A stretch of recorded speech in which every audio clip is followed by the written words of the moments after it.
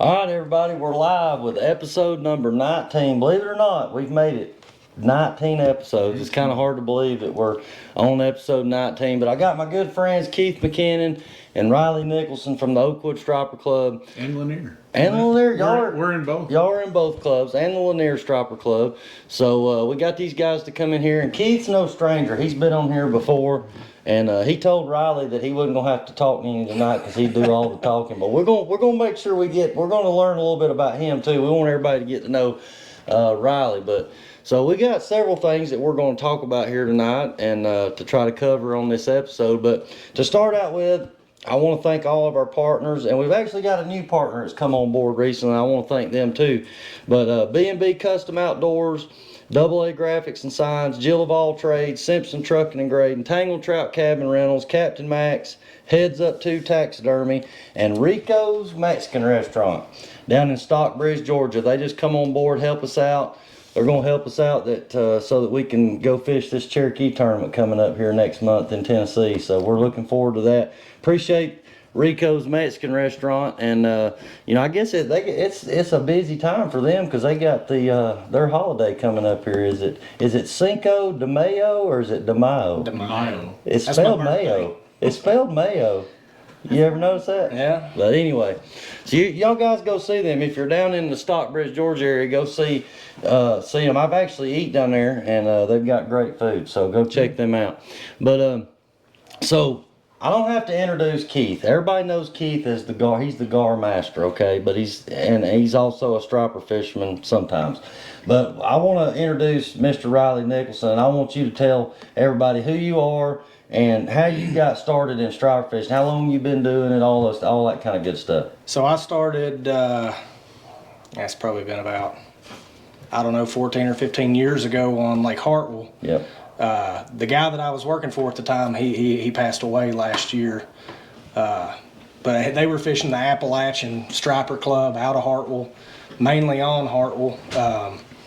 Started fishing with him some. We'd go catch bait. We'd go work for a few hours during the day, and then we'd go catch bait, and learned very quickly that is not something I want to do on a regular basis.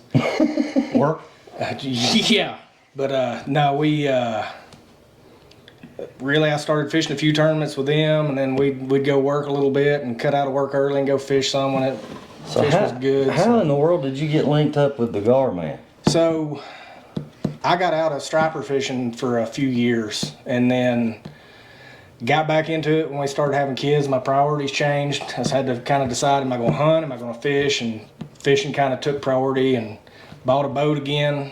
And It's hard to do both, ain't it? it's hard to do both, but started fishing again, and there just isn't any kind of tournament like a local club thing on Hartwell. So I work in Gainesville and saw Keith's posts on Facebook and went to Oakwood Striper Club one night, and that's pretty much history.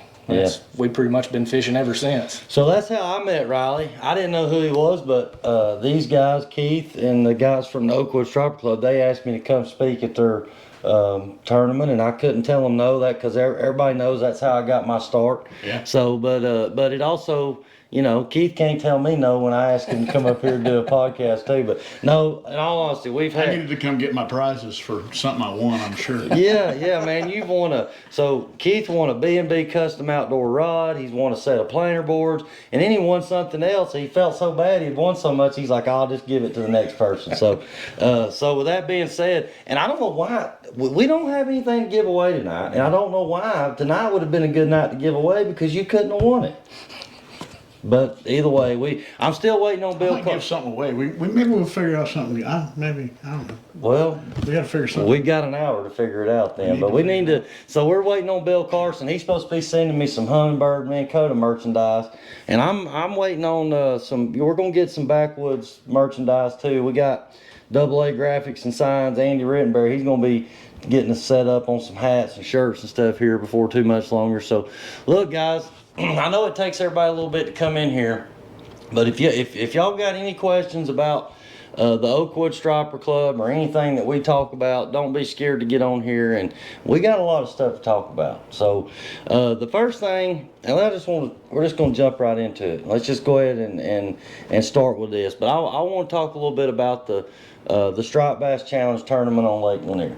I know there's been some controversy, and there was David and Thomas Richardson was good enough to come in here and sit down with me, talk to me about the trail, about the rules, about the format, how everything works for those that had questions, and they was able to answer those questions. But there were some things that happened that was unexpected, and we want to talk about it because we want to, I've got my opinion, Keith's got an opinion, and Riley's probably got an opinion too. Everybody's got their own opinion. But he said, where is it located? Renee, I don't know what you mean, man. Where is it located? We're The live. Striper Club. He might be talking about the Striper Club. The Oakwood Striper Club? Yeah. Tell them. So, all right. So the Oakwood Striper Club meets usually it's at Mount Zion Baptist Church. We meet on the third Monday of the month. And that's in Flowery Branch. That's in Flowery Branch. I think it's 4100. What's the name of that road?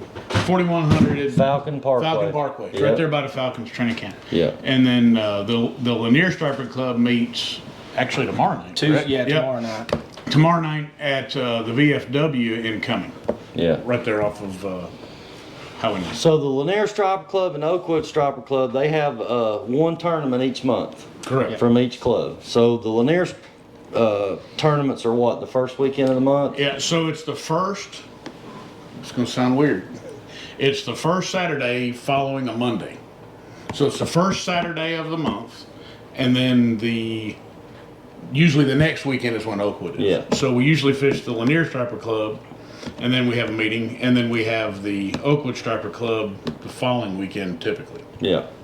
So look. And I post everything on Facebook. So like if you get, there's a public site for the Oakwood, and there's a public site for the Lanier Striper Club, and I post, I'm the social media director, if there is such a title, for both of the clubs. So it's just something I do because I do Facebook a lot. So. Yeah. So check these guys out on Facebook. Like I say, if you want to, know where this thing's located and join the club. So if it's still like it was when I was in the club, you pay is it a monthly or a yearly membership? Yeah, I think Lanier's $60 a year, but we don't include dinner every month. It's $100 at Oakwood, but we do dinner every month. We all eat together, fellowship, eat together at the meeting. In fact, sometimes we have the meeting at Sherry's. We do the bait and barbecue there. We've done that a couple times. And whatever. Ricky said you're starting a gar club Hey, also. look, We knew that was coming. Y'all just need to know this. Mr. Arrow, he's as good a gar man as me, if not better. Yeah. He just, he just don't. I thought I had the tournament winning striper at the SBC, man, when that gar hit that transom rod, man. That thing took off screaming. I said, we got him, and then all of a sudden it come up, and I seen its big long nose, and the first thing I thought of, Shannon said, call Keith. Yep. I said, I can't, he's on a cruise. Me and I was on a cruise. Me and Ricky share. He won't tell me where any stripers over 25 inches are, but he'll tell me where big gar are. We can talk about the gar. Okay. We share that. So he'll share the gar juice, but just not the striper. No, he catches big stripers. Yeah. So I remember it wasn't too long ago, Ricky, man, he I think it was in maybe the SBA that the tournament trail that Mac did. Ricky and them, man, they tore him up there at Lanier. And, I've always said this, Ricky, this is for you. I have never minded losing to Ricky in a club tournament. Yeah. Because he's willing to put in about 47 hours of pre-fishing, spend about $600 to win $32. That's a fact. Well, that sounds about like The bragging rights are there, though. Yeah, that sounds about like fishing in a nutshell. But I'm gonna tell you something. I've been knowing Ricky Era for a long time. You won't meet a better dude. I mean, he's laid back. He don't get in a big way about nothing. He's real. He's quiet, He is. But he's a heck of a fisherman. And I want to get him on here. I've been trying to talk to some of these guys, try to get them on here. And That's truth. yeah. Golly. So look, we already got off track, and we're going to talk more about the Oakwood and Lanier Striper Club. But if any of you guys have questions about that, feel free to get on here and ask us that while we've got these guys in here. But I want to get back to talking about what we started off with, and that was the SBC, the Striped Bass Challenge. I'm getting the SBA and SBC mixed up, but a lot of people, I've seen comments that said there's got to be a better way to do a striper tournament than a live weigh-in. And basically I was told, I'm not sure if this is true, but I was told that there was what, 58 dead fish? I heard 50 something? 50 something out of 84 of the stripers died. Okay, so let's This just, species. so basically 60-70% of the fish died. Yeah. Okay, but what I want to try to clear up with everybody, you know, I heard people say, well, it's because, you know, people don't have the right kind of stuff to keep them alive and this and that. That's not true. Pretty much everybody that fished that trail had the right stuff, either whether it's a 100-gallon bait tank or 2 striper cubes. I mean, I seen everybody's equipment. Most of the guys that fished it were the same guys that fished West Point. Okay, we had 0 dead fish at West Point. All right, I weighed in a 29.6 pound fish and a 21 point something pound fish. Did not die. And they did not die. Correct. They swam off. But it was, the high was 60 degrees that day. Yeah. Okay. All right. So what we didn't expect, nobody expected at Lanier, was it was 85 degrees. Yeah. 85 degrees on tournament day. And the Okay. lake, what hit? It was 65 is my understanding. Lake hit 65. I seen 68 degrees. 68 degrees? I seen 68 degrees on tournament day. What was so strange about it to me was the first fish we caught, it was dead within the first hour. Yeah. The second fish we caught about killed me when I tried to get him out of the bait tank at the weigh-in. Yeah. He was wide open, and it was driving me crazy because I did all but get in that bait tank and give that fish CPR. Yeah. I wasn't in the tournament because I was down in Florida at the time, but I talked to a lot of people that day that were in the tournament, and they said that within 2 hours they caught fish early, and within 2 hours their fish were dead. Yeah. And they were in striper tubes. Yeah, yeah. So it's not, you know, this is my personal opinion, and we want everybody else to get on here and give their opinion too. But my opinion is this, and I have several reasonings behind my opinion. But you know, I think it's a combination of water quality. I will tell you this: both fish I caught, we caught a 17 and a 15 or something like that. Both fish were eat up with the gill lice. Which as we already know, or what we've been told from the biologists and stuff, that adds stress to the fish. So, you know, we had that thrown at us. I even seen some local guides that was posting saying that, you know, the fish they were catching just didn't seem to be as strong when they was releasing them as what they normally are this time of year. So, you know, could be water quality, could be the gill maggots, could be that it was 85 degrees that day. I don't know, but I can tell you this much: it wasn't the Striped Bass Challenge's fault. These guys, they've always tried to support the conservation side of it and the catch and release. Okay, now y'all do a different format. We do. With the club, and I want y'all to explain to the people that don't know why y'all do that, or what y'all do and why, and we're going to talk about that. You want to talk about it? So in the clubs that we fish, Lanier is more strict on exactly which board you're supposed to use. Oakwood, there's a little bit of leeway. Some guys fish with the Oakwood board, and then some guys fish with the check-it stick. But in Oakwood Club, when you catch the fish, you put the fish on the board and take a picture, and both of those clubs go based on the best 2 fish with the most inches of fish. So Oakwood used a number. Yep, Use the number of the Oakwood day. gives you a number. That is to help prevent anybody from cheating. Because it helps. But they give you a tournament-specific code about 15 to 20 minutes before the tournament starts. You have it on a card. Somebody writes it on their hand. Yeah. And that code has to be visible in the picture when you take the measurement of the fish. And then that code or the picture is then uploaded into our private Facebook group. Correct. And then in the Lanier group, we have an app. It's called Fish Donkey. You pay your tournament fee or tournament due to the app, and they charge you a small processing fee to run the tournament through the app. But everything's kind of like geocache with your location. It timestamps the picture, exactly what time within the tournament parameters. And then the picture that's taken through the app is submitted directly to the tournament leaderboard in the app. You can't go in and pull a picture. So there's no way of cheating unless somebody wanted to really get carried away and do some kind of crazy Photoshop. Like the geocache, nobody can tell. Like we can't tell. None of us can tell that. Like, oh, you were in Johnson Creek. We can't tell that. But if somebody was to come in and challenge somebody and say, we think that fish was caught at Lake Russell, okay, well, we can go back and the tournament director can go look on the Fish Donkey app and can pull up from the GPS admin the location. GPS, and they can say clearly that picture was taken. Yeah. You know, So this format that they're talking about is CPR. It's all yeah. That's what it's been referred to is CPR, catch, photo, and release. Okay, and I think that obviously I fish both formats, and I support the striper clubs, but so the thing about the striper clubs, it's year round. It's every month out of the year, Yep. even during the heat of the summer. absolutely. So one thing I want to say about the measuring of the fish, we're not guaranteed. Just because we measure them and put them back in the water and we don't see them again, it doesn't mean that fish lives. Right.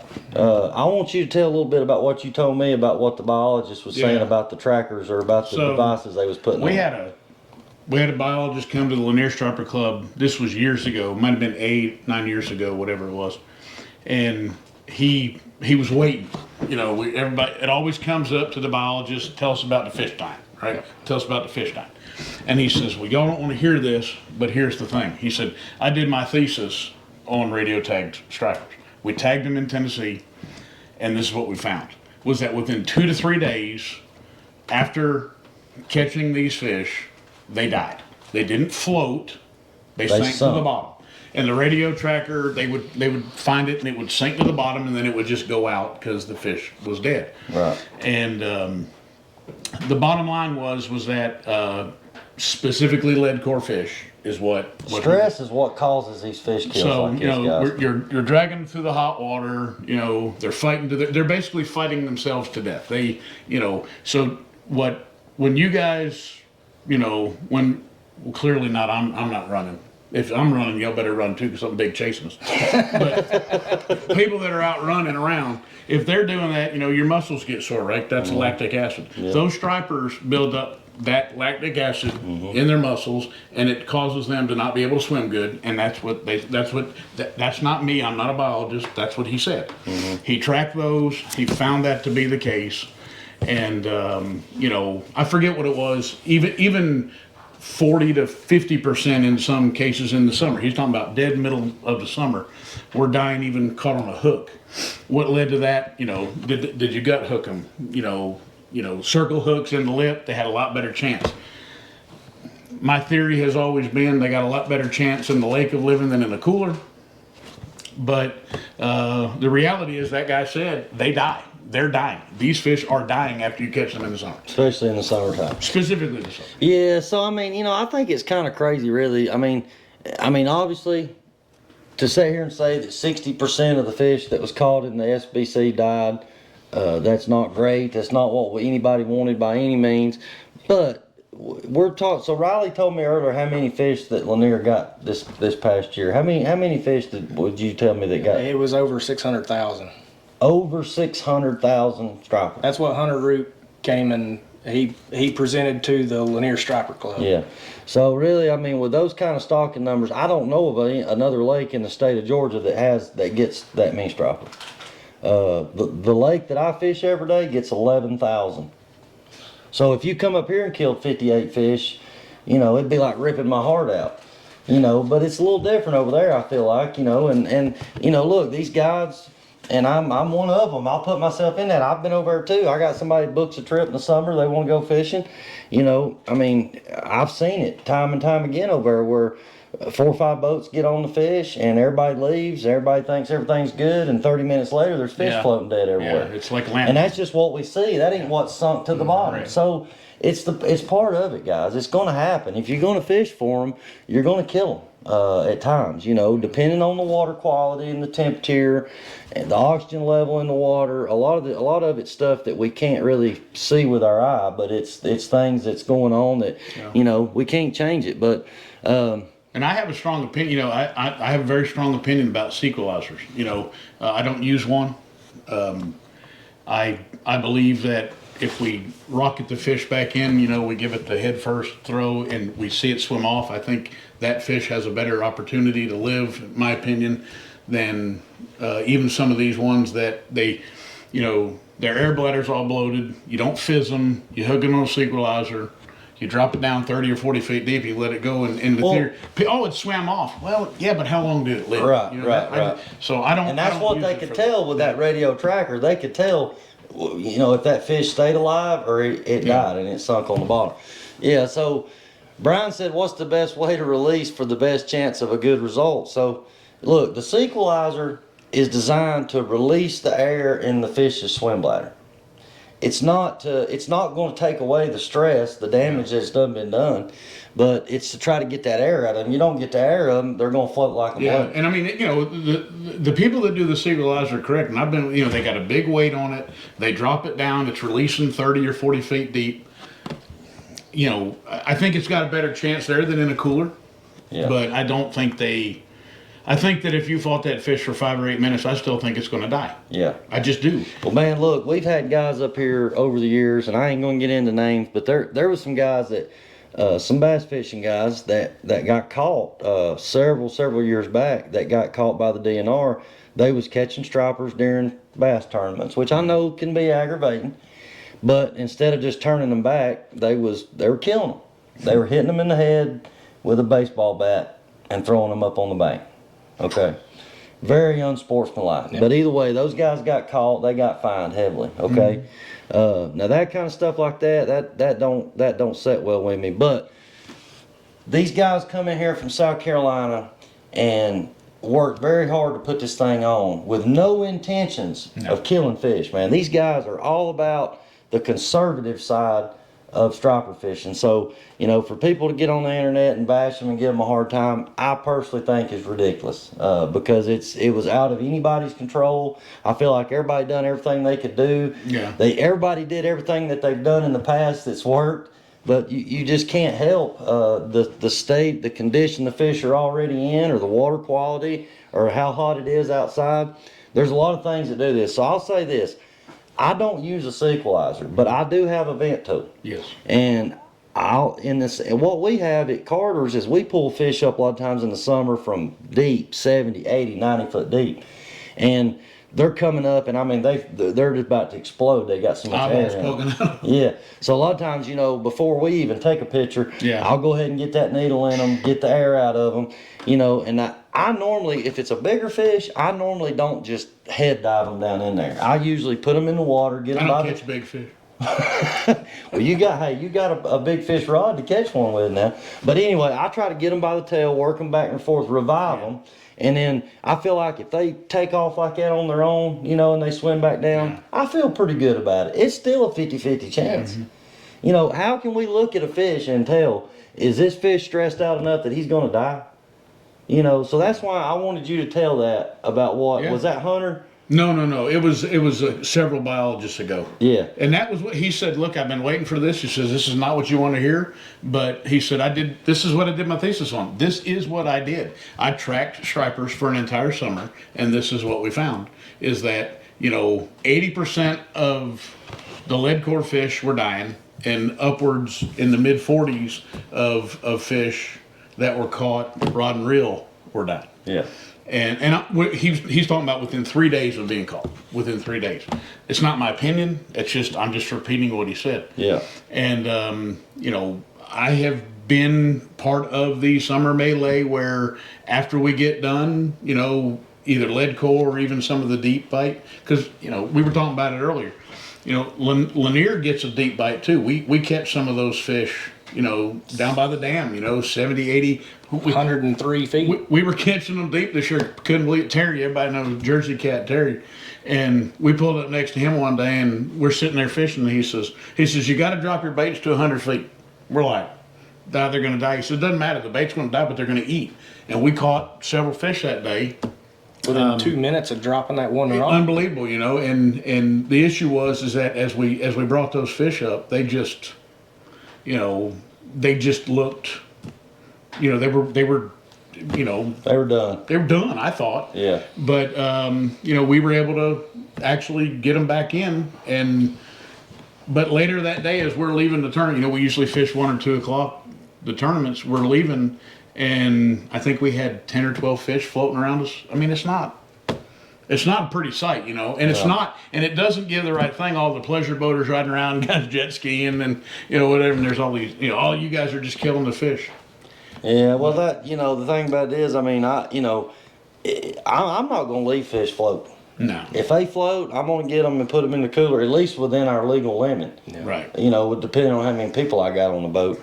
But I have always tried to encourage people when they book trips, especially up here at Carter's. I'm like, look, guys, we don't get that many fish. We only get 11,000 fish a year. Right. It's a trophy lake. We don't kill these big fish. We don't really want to eat 20, 30-pound stripers. But like I said, every lake is different. The water quality is different on every lake. And I'm gonna make another point, okay? I'm gonna make he said Toons rule. Is he talking about pontoons? Oh yeah. Because me and him are the pontoon brothers. So. Yeah, the pontoon brothers. Okay, we'll get back on that too. Keith striper fished out of a pontoon, as long as I've known him. But I want to make another. I feel like is a valid point. And some of these guys may not remember this, but years and years ago, they had a big striper tournament trail that was called the NSBA. Mm-hmm. They went to Lanier, they went to Hartwell, they went to other lakes, okay? There was 30 and 35 and even bigger pound fish being caught during that time. If you don't believe me, ask Shane Foster, ask Randy Dover, ask Warren Turner started it. It was his club. Ask all those old school guys. They were catching big fish, 30-something pound fish, and bringing them in live and releasing them live. Yeah. So the only suggestion that I would personally give to Thomas and David is, maybe consider, let's just do these trails November, because I think what they've been doing they've been doing December, January, February, March, April, May. So maybe do November, December, January, February, March, and then do the championship tournament in April, and let that be it. Because we all know May can go either way. It can be like summertime in May. Yeah. So, with that being said, these guys are trying to conserve the fish. If they wouldn't, they'd be having tournaments all summer long. Yeah.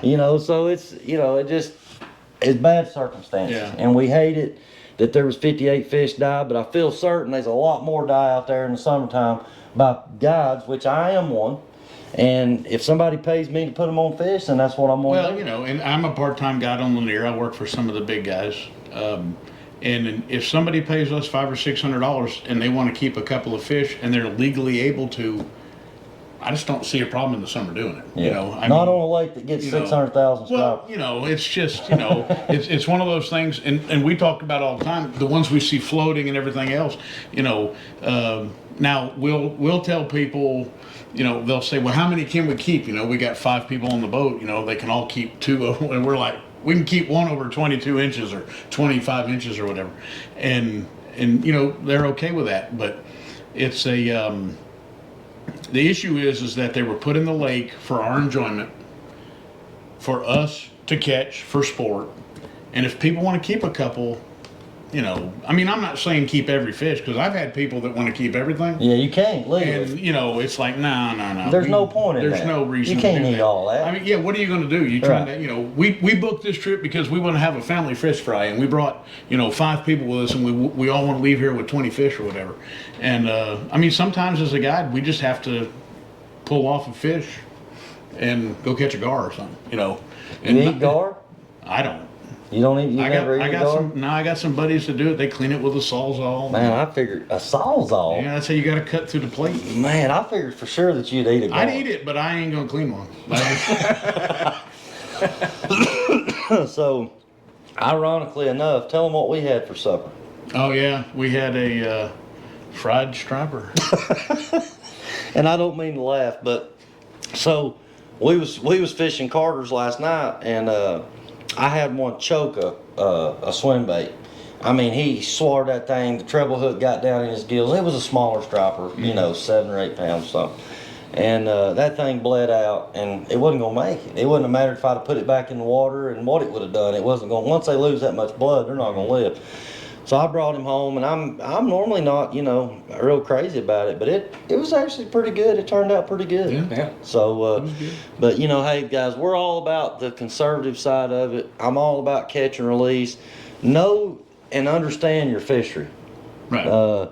You know, we don't want to go to rivers up in Tennessee that are considered trophy fisheries and kill 40, 50-pound fish. Makes absolutely no sense to do that. Well, if you kill your 30s, you're not going to have 50s. I That's think right. everybody gets that. We That's all right. understand it. But like even now on Lanier, you know, the fish are trying to make this spawn and run, and you know, people are trying to go up and people that are on that bite know what it is. We won't talk about it too much because we ain't burning spots. But you know, when people go up there and they start doing this, and it's like, okay, well, when the big females are up there on the spawn and run and they're catching them, you know, that's where your big fish are at, you know, and Yeah. you know, and to be honest, I mean, a 22-inch or a 24-inch striper tastes better than a 35-inch striper. Oh anyway. yeah, yeah. So, Well, the smaller they are, from what I see, the less bloodline they have in them. And you know, that's everybody says you got to cut the bloodline out. Well, the bigger the fish is, the more that bloodline is. So I feel like the bigger the fish, it's just it makes me feel like I'm wasting a lot. Yeah. You know, so you definitely, if you're going to keep and eat stripers, the smaller ones are better. But there's a lot of other kind of fish out there. But anyway, with all that being said, we're going to get off the dead fish thing. But I will say this: they was able to raise almost $10,000 for Team Maggie, correct. which is, I'm pretty sure, more than what's It's ever been about raised. twice as much, I think. Twice as much as what they've ever raised for that. So that was great.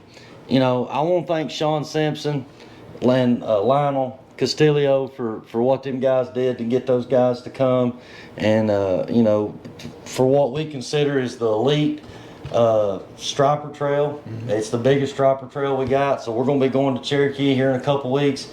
We're not in the top 25 in points, but we're going to be going to fish the open tournament, which is a 30 boat tournament, $30,000 purse. So we look forward to that. And yeah, Brian, I look forward to seeing you, buddy. And we got several Brians on here, so we had to keep everybody apart. But we're going to get off of that and get off on something else. But we want everybody to know we support the Striped Bass Challenge. We also support the Oakwood Striper Club. I think there's pros and cons either way you go. Because I made this point to these guys earlier when we was eating supper. Yep. I said, the thing about the CPR format, you could never do that by yourself. No. You got to have at least one person to help you, if not two. It's tough. Because when you're the captain and you're running the trolling motor and you're trying to bait hooks, the last thing you want to be doing is up there holding a fish on the board trying to get a picture and trying to get it to be still. How many times have you had your fish up there on the board and you're fixing to take the picture and it flops and falls in the floor? And it does that 2 or 3 times. You think that's good for the fish? No. Well, So there's Spiky in the leg. well, like we talked Yeah, about, yeah. we talked about this the other day. Sometimes you guys catch striper and it's got a great big red whelp on the side of it, right? Yeah, yeah. My opinion, that's because somebody in the summertime took a striper, put it on a board, it ruined its slime coat because the board was hot. You know, now you just stuck it, you just fried it on the board. That's a good point. I had never thought and about then, it. you know, so now the slime coat's gone. That creates that bacteria possibility for them to grow, you know, to get that bad spot. And, you know, we've all seen it, you know, a bad spot on the striper. I think that's where it comes from a lot. What you're talking about is like, you know, let's hold you underwater for a while and see how you do. They're out of the water. It's the same thing. Right. And, you know, flopping around and whatever. And, you know, what do they say? You know, 20 or 30 seconds is about the most you have. I like to take pictures of fish. You know, we try to take them quick. You cannot take a picture of a fish on the board fast. You can't do it. You got to set it down. You got to make sure the nose is up against the thing. You know, get it done. And, you know, it does take a while, but again, we're doing it for fun. We're not doing it for big money in the clubs. Right. But, you know, It's pros and cons either way you go. Yeah. I mean, that's what I see of it, you know, because like I said, I feel like the thing I do like about the format of the Striped Bass Challenge is, you know, when I get my first fish or two, I can just put them straight in the bait tank. I can keep fishing. Correct. I don't have to worry about measuring fish and taking pictures and sending this and doing that. I can focus on what I'm doing, and Yeah. which can be very important. Y'all know what I'm talking about. Sometimes these bites are quick. These windows are narrow. So, you know, you don't want to be fooling around wasting time taking pictures and measuring fish, you know. I'm gonna be honest with y'all. I have even on these CPR formats, I have stuck fish in the bait tank and say, Yep. I'll deal with it later. I'll measure them fish later, and then I'll get them out. I'll measure them when the bite that I'm on dies off. Yep. I'll get them out and measure them, figure out my two biggest, take those, turn them back. But we do it almost every tournament in the summer. So I have a 40-gallon bait tank on my boat, and I run ice in it, obviously, and I run oxygen and an aerator. So I got a Danco in there, and I run straight oxygen as well.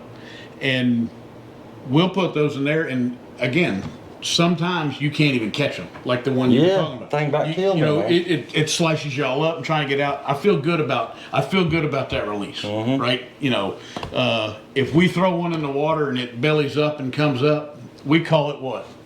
Taking a spa day. We call it taking a spa day. Really? We're going to let that fish have a spa day for a minute. We're going to put him in there in the tank, aiming at the aerator. You know, it's nice cold, the oxygen's flowing with it. Yeah. Wait for the picture to upload, everything clears, and the fish is doing good, then here you go. I really don't know what I could have done different. I mean, I felt its belly because I thought if it feels like he's got a bunch of air in it, I mean, we caught him on a planer board, so it wasn't like he'd come up from very deep. No, he was 5 feet He deep. he didn't have that much air in him. And like I said, I did everything but get in the bait tank with him and You get him saw what Charles CPR. said. You know, Chuck said, you know, he had one, just like he had one that was, you know, dead in an hour or two, and one that was Same way. You know, it was I had the perfect. same thing. So, you know, there's, you know, like I said, I don't. But I don't think it was neglect from the fishermen. No. All these guys that fish this tournament, for the most part, you know, they know how to keep these fish alive. Man, I know guys that have fished these tournaments. They didn't have the big bait tank or striper tube to put them in. I know guys that have poked, would take a fillet knife and go underneath their jaw and make a hole right there and run a rope through it and drag it off the back of the boat all day.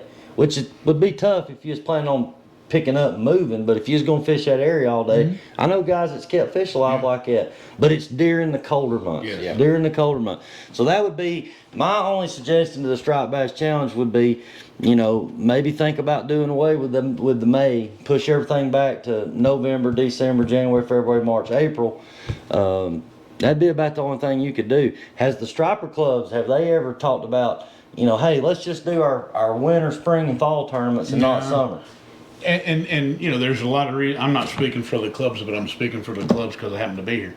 You know, the idea behind it really is, you know, if you're a older retired guy and you're in a striper club and you're going to go out and fish in tournaments, are you going to bundle up and go fish in 28 and 33 degree weather so that you can save a fish that was put there for us to catch? And the answer is no.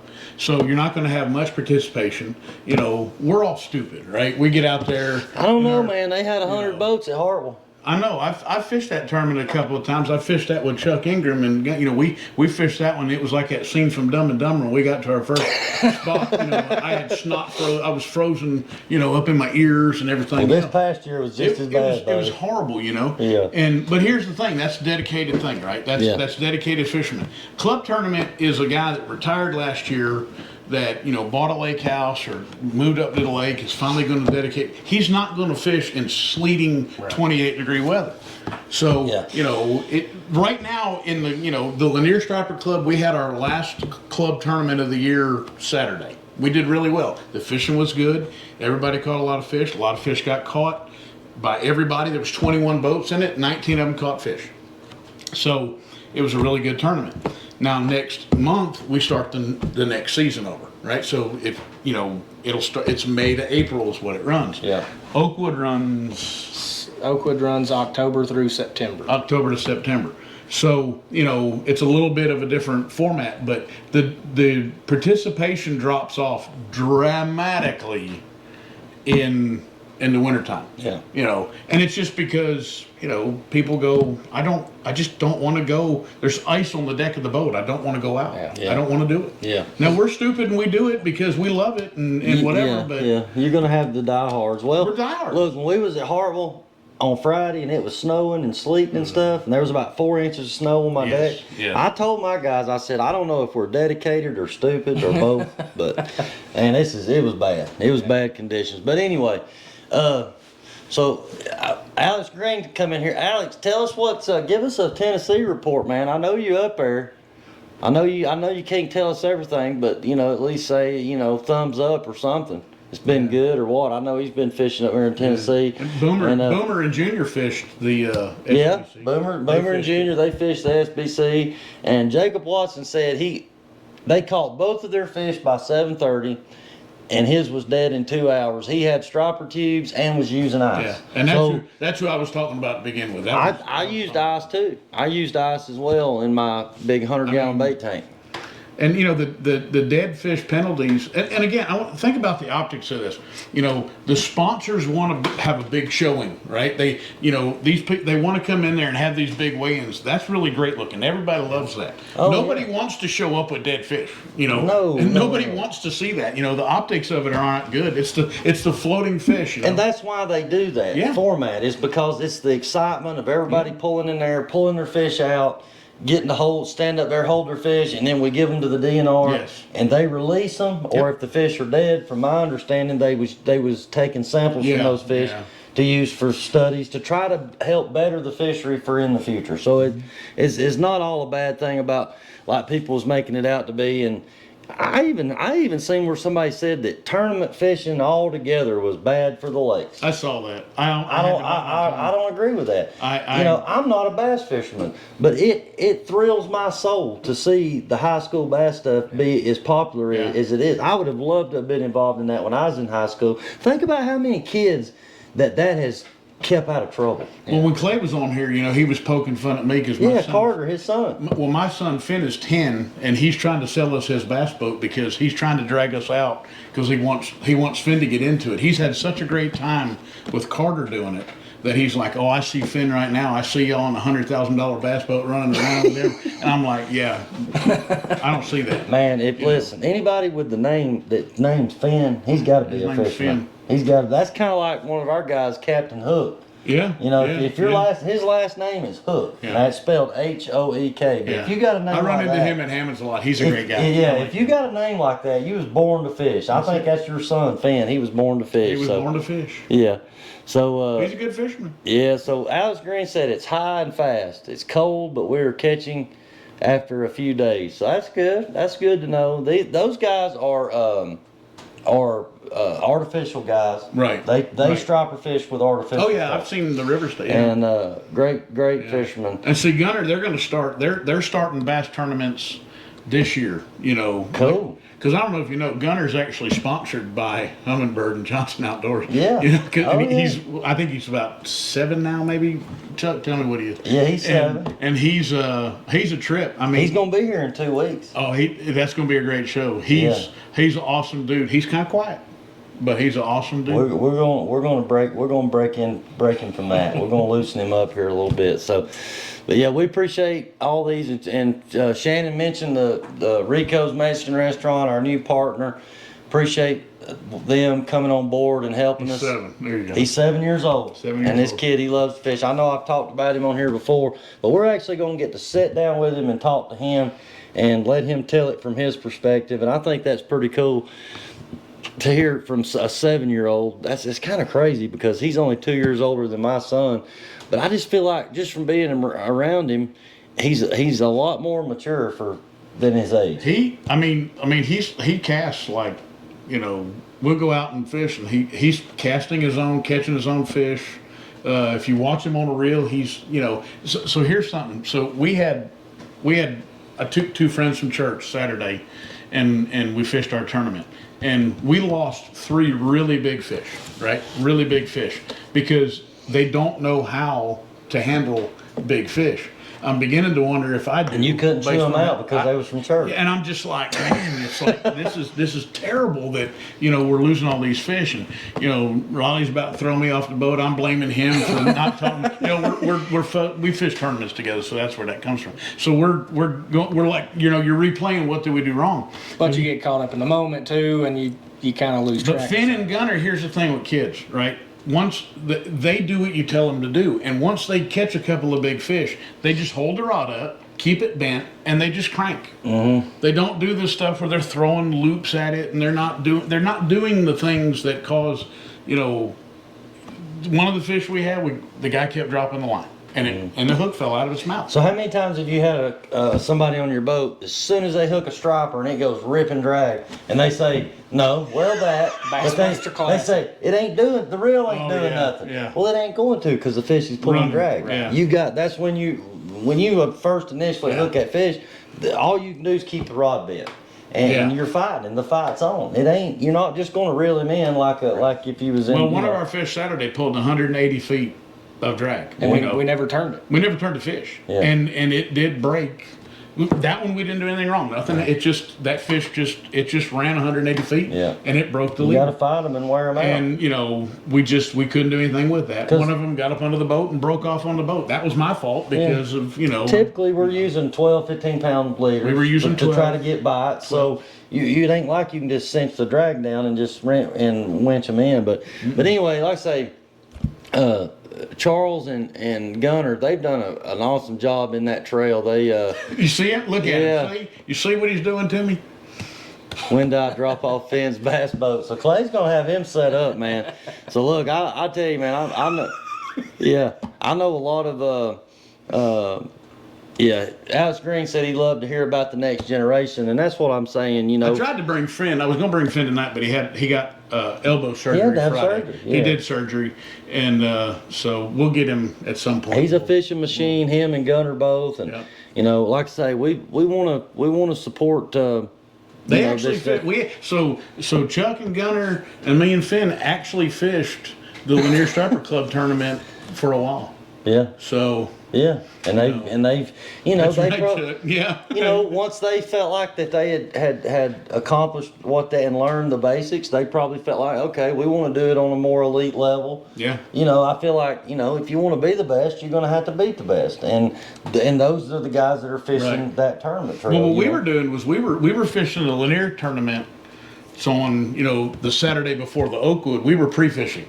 So we fished different we fished different teams in Oakwood, but we were fishing together in Lanier, and it basically forced us to get out. So here's the thing: how are you going to get better at striper fishing? You've got to fish. You got to get time on the water. There's nothing better than that. Yeah.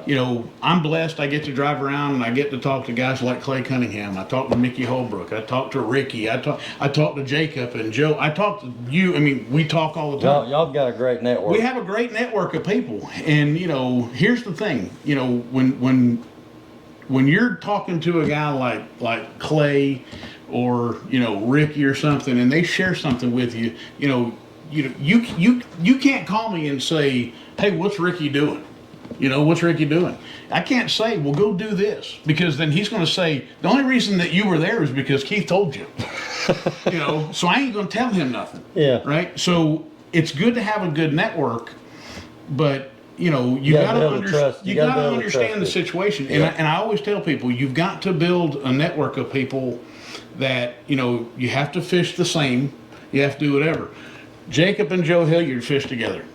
Joe and I talk a lot. Since he started fishing with Jacob, Joe does not tell me where they fish. He'll tell me what they're doing. He'll tell me the bait they're using, but he won't even, a lot of times, say the creek. It doesn't hurt my feelings. I don't mind. They don't owe me anything, right?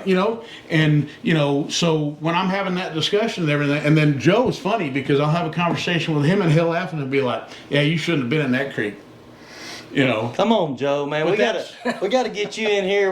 I know now why he don't want to be on the podcast. He don't want to tell nobody where he's fishing. But the good thing about striper fishing is that they ain't gonna be there forever. No. They're gonna move. No. So I've been like that before. I've been like, man, I got me a good spot. I ain't telling nobody nothing, and I show up there next day and they're gone. Mm-hmm.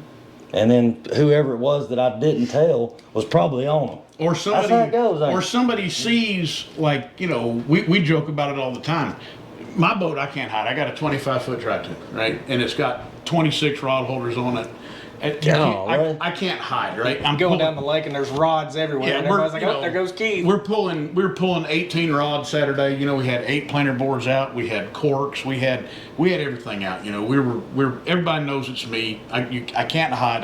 I'm not a white center console. Well, who is that over there? You can't. That's Keith. Everybody. Either that or they think I'm Garrow. Mm-hmm. Because Garrow has a tri-tune that he fishes out of too, and they'll mix us up sometimes. And yep, there goes the gar, man. Yeah, whatever it is.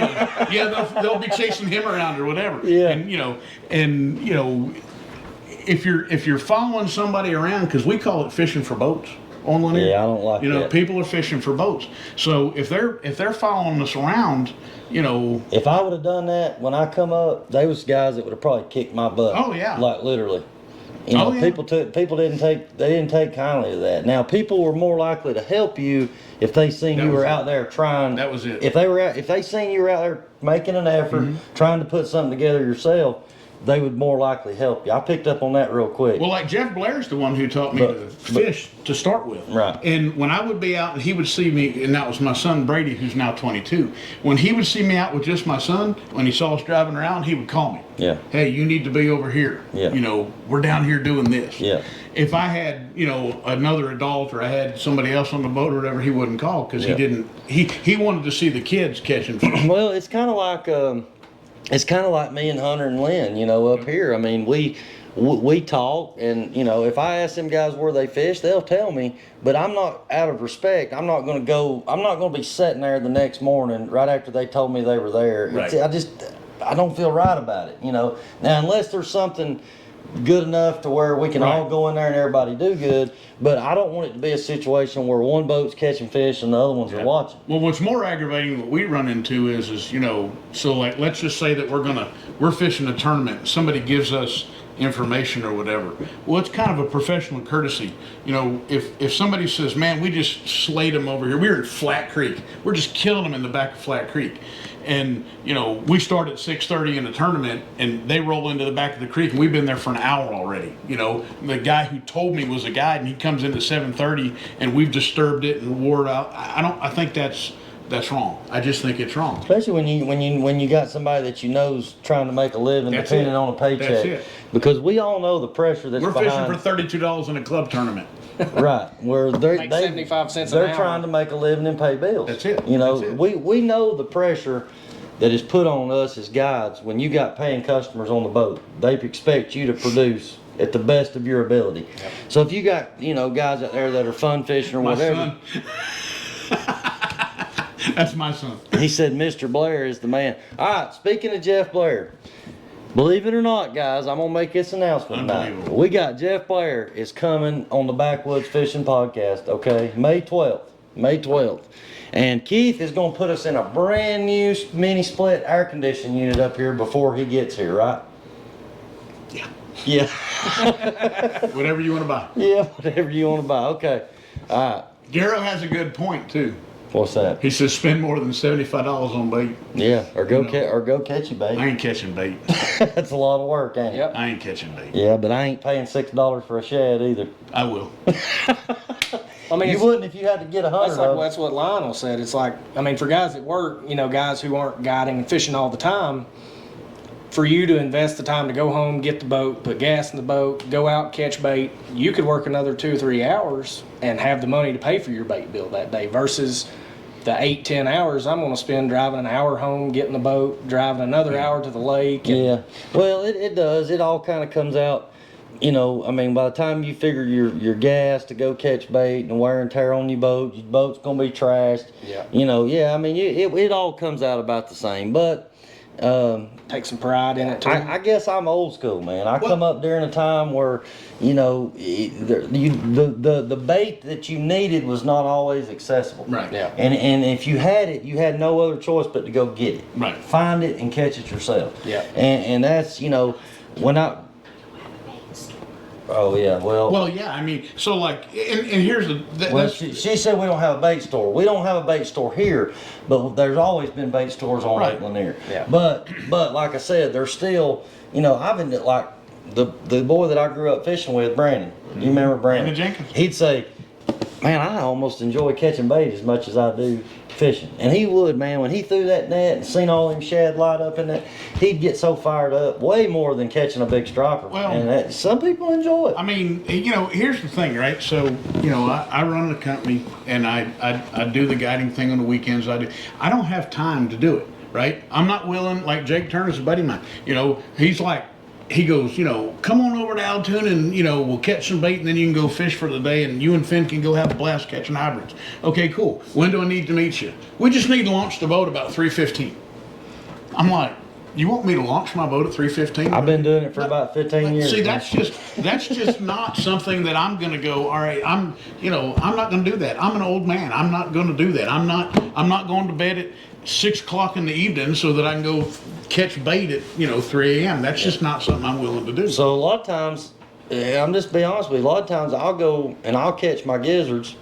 I'll have them put up here at the house ready to go, and then I'll still get up at 3 or 4 o'clock. And I'll go to Carter so that I can catch alewives. Yeah. So that I can have alewives and have shad. See, what I do is I take a cast net and I go up to Hammond's and I throw it in a tank. It's a little more sporting. You know you're gonna get them. I guarantee. You know you're gonna get them. And sometimes I miss. Yeah. So your son said for me to trade him a bass boat for 2 AC units. I don't have no bass boat, so I can't do that. I'm all about some trading, but I can't trade him a. I've traded some stuff out with Clay. Clay will hit me up with that. Yeah. So look, guys, this thing, man, this thing's flew by. It really has. And I appreciate you guys coming in here. But real quick, before we wrap up, tell everybody just a quick, brief fishing report, because we hadn't really talked about the current fishing. What do you guys know about how the state of the fishing is right now? I can tell you on my end, it's been a struggle. It's been tough. There's been some good fish caught, but you've had to work for them. It ain't been like it's just been, crazy on fire, biting like crazy kind of thing. It's been you've had to fish and pick them off kind of deal. So has that been the same for y'all? Well, you can add whatever you want to this, but so the last 2 weeks has been a little bit different. It's been a little bit slow. The fish have fired up a little bit. They're fat. The males are juicing everywhere. They're happy. They're getting ready to do their thing. But they're finally starting to get to where they should be, right? So like the traditional places, we fished a club tournament Saturday, and we fished a spot that Stephen Knight took me to 15 years ago. Ooh. And we have been fishing that spot for 15 years. It's the most incredible.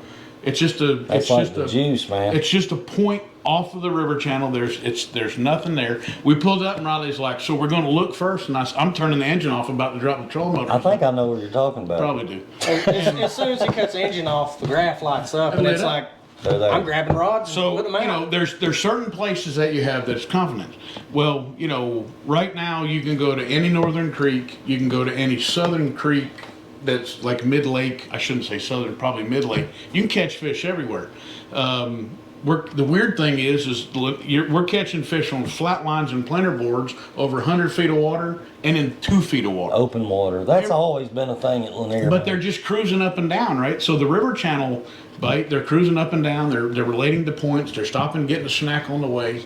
So that's good. You can fish the hooch. You can fish the tee. There's no fish on the Sounds like hooch it's side. about the same as it was for us at the SBC. Probably.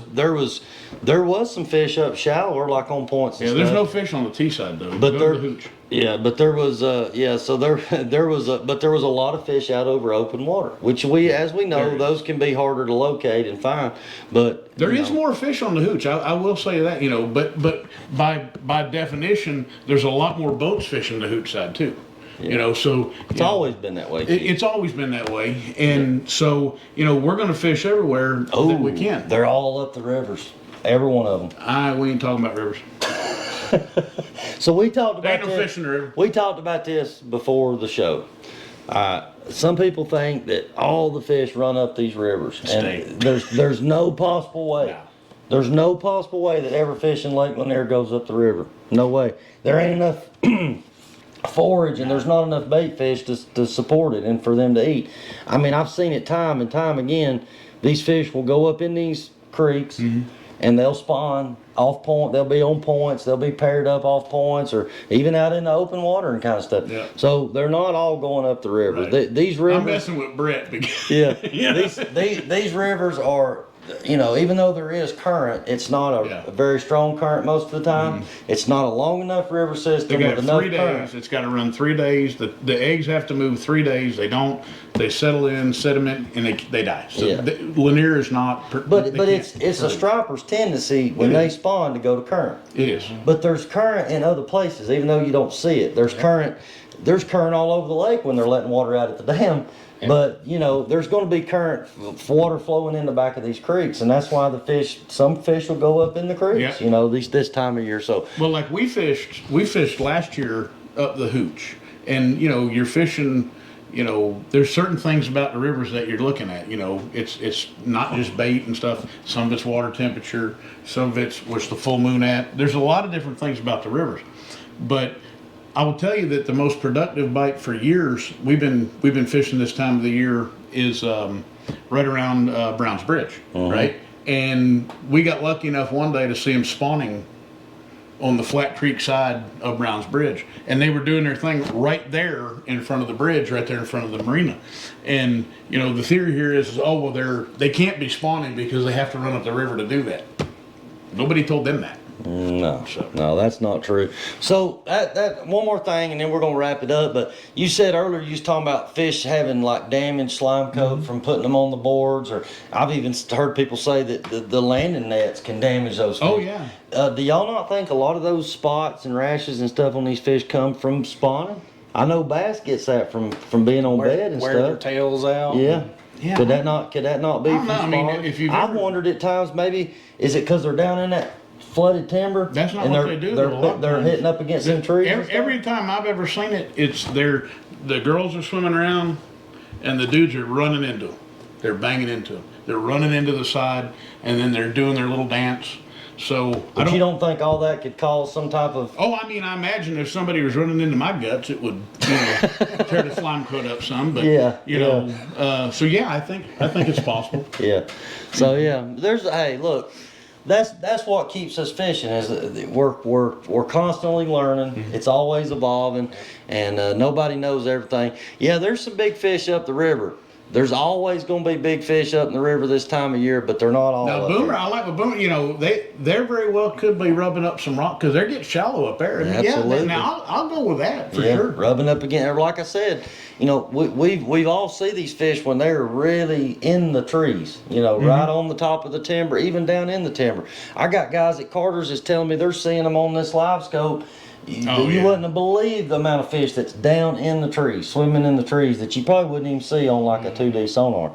You know, could these fish be getting damaged from swimming down and around all that? It's possible. Well, I think they got to be somewhat used to it because think about what Alex said when he was here when we were on with Alex. I've been with Alex and he has a Simrad. I use Simrad too. And Alex is like, look at that. There's 8 fish in the timber, and I'm like, Where do you see fish on that? They're down I see there. some branches, and he goes 1, 2, and I'm like, oh, okay, I see what you're pointing at, but I wouldn't have never picked up on that. But then you hook one and they run right to it. I think they're used to swimming around in it. I think that they're happy being down there. Sometimes they run right to it. But you know, I don't know the wood slimy. I don't know if it would do it or not. I don't know. Yeah, I don't know either. So, all right, guys, we're running out of time on our camera, but I've enjoyed having you guys in here to talk fishing. And, you know, for those that are not a member of the Oakwood or the Lanier Striper Clubs, go check these guys out on Facebook. Great group of guys. You'll always learn. You know, Keith's one of the OGs of the Oakwood and Lanier Striper Club. You've been around about as long as anybody that I I've know. been at Lanier. I was in Lanier before Oakwood started. I started at the Lanier Striper Club in 2008. Hey, And then that was right before we got in it. yeah, well, you were like 12, so I was at least 16. I had to be able to drive. that's true. Yeah. And then you know, I started in you know, Bob Benson was kind of the president of the Oakwood Club, and that's somebody we need to get on here. Bob will. You'll have to run about 4 hours with him because he's just a wealth of knowledge. Bob's a great guy. But I miss Bob, man. We got to get him back in, yeah, the, we in, need the, in the loop. he's going to come talk to the clubs and stuff, and you know, Good. he was at the meeting the other night. Good. I wanted to get. Did Lionel come to Oakwood? He did. He come to Lanier. He come to Lanier. I almost wanted to come He to that wouldn't do meeting the just to shad give him a hard dance. He time. wouldn't do the shad dance. I asked him, he wouldn't do He it. wouldn't do He it. wouldn't do the shad dance. So we got to work on. So look, now that we got Rico's Mexican Restaurant as a sponsor, See my son. we got to get Lionel on here maybe for Cinco de Mayo. We need to get him on here. That'd be good. Yeah, that'd be a good one. Then he could do his shad dance up here. You think he'd do that? Maybe. Good luck. He wouldn't do it at the club. He wouldn't do it at the club. So, all right, I have guys. a video of it somewhere. Well, look, we appreciate Keith, appreciate Riley coming in here and sitting down and talking with us, and enjoyed everybody that's come in here with us. Appreciate all our viewers. And once again, we want to thank B&B Custom Outdoors, AA Graphics and Signs, Jill of All Trades, Simpson Trucking and Grading, Tangle Trout Cabin Rentals, Captain Max, Heads Up 2 Taxidermy, and Rico's Mexican Restaurant.